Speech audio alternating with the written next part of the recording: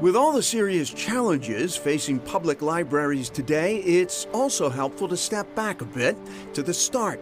The Franklin, Mass. Public Library, endowed originally with books donated by Benjamin Franklin himself, is America's oldest public library. And a good place to be reminded that there is another reality facing American public libraries today, and this is a reality that is controversy-free, clear as the words on a page, and happily embraced by their patrons, their ongoing mission. Today, this library and all public libraries are focused on the future, reinventing and reimagining the vital role they've played since the nation's founding. Then and ever since, the best libraries were meant to not simply inform, but inspire. Older or newer, there is no public building quite like a library. It's very inspiring, honestly. You go to Bates Hall and it's just like, I want to do something and be a part of something that feels as important as that room does, you know? Being in a quiet place surrounded by beautiful books is just a really important piece of the environment and culture and community. As beautiful as being surrounded by books may be, books represent only a small part of what draws patrons to public libraries today, which have evolved into thriving multi-service community centers with, of course, great book collections. We're a passport agent, we do notary, we do technology help. We offer so much more than just books. After maybe 25 libraries, we realized people don't really understand what libraries do anymore. Greg Peverill Conti's day job is Information Services Supervisor for the Wellesley Free Library.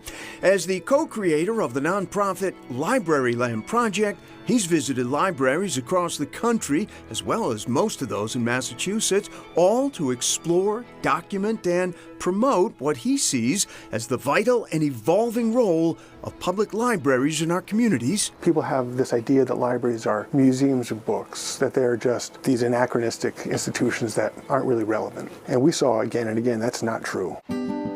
Case in point, Pepperell's Public Library, dedicated in 1901, bequeathed to the town by Charles Farrar Lawrence. It's safe to say they're not making libraries like this anymore.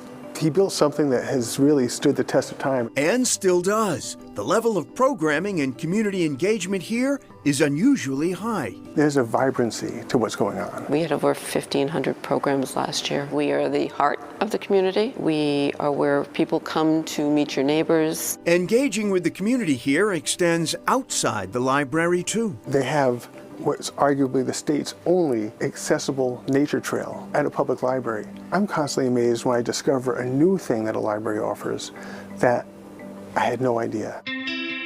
Indeed, many public libraries today include an additional Library of Things, which patrons can check out, from games, instruments, outdoor equipment, kitchenware. At Brookline's Coolidge Corner branch, they realize that some patrons may need more than a laptop to get the job done. Here, they have a tool library for that. There's a high number of renters in the area, and they may not have the space at home to collect a ton of tools, and so it's really convenient for them to be able to pop in their local library. In Westwood, a lovely scent of flowers amidst the stacks gives way to its source, a living library. We have living plants, we have grab and grow kits, we have all sorts of experimentation on top of the tabletops of seedlings growing. It's a nice way for people to get started about learning about growing or to continue their passion about gardening.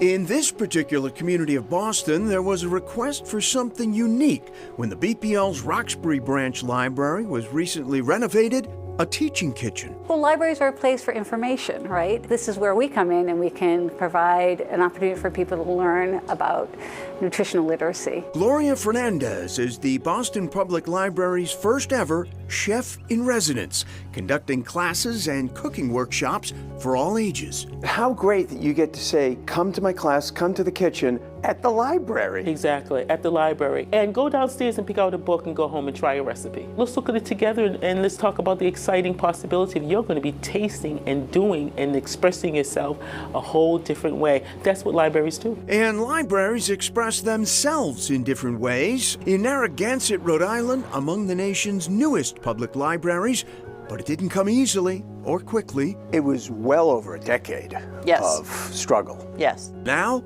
a new, truly 21st century public library. Airy, open, and flexible spaces for all activities, all ages, all interests, and fully embraced now. Fantastic. So after all the struggle to get this built, are you happy with it as a resident? Absolutely.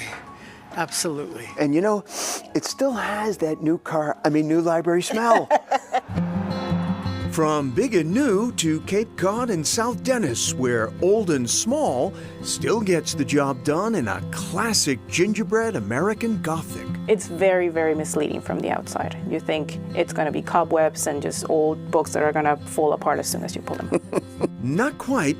A computer, no cobwebs for Veronica Hernandez-Brown, who's just the 9th librarian in the more than a century of the beloved Little Library, as locals call it. We have old books here, but we also have a lot of new things. Our children's room is very updated, but we have that charm that it's little, it's easy to browse. That it is. Hernandez-Brown functions mostly as a staff of one, but does get volunteer help, as on this day. Our unofficial motto is make sure nobody leaves empty-handed, and that means that we must have something for everybody. In truth, that motto and that mission speaks to all libraries, mindful of the past and present, while ever innovating, ever moving forward in service to their communities. I think libraries and librarians are resilient. Our mission is to make sure that people have access to information. Despite these challenges, we always have that in mind, and we're going to keep working to make sure that that happens. And finally, revisiting an old friend with a lot of influence when we come back.